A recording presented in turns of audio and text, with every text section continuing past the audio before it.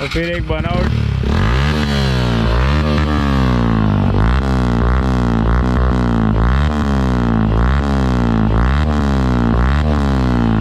भाई साहब गांड फाड़ है भाई, कान मेरा दुखने लगा है।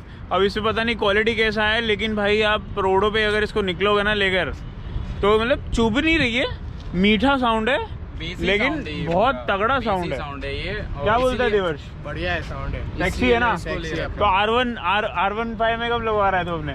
नहीं भाई, घर वालों से निकलना नहीं है।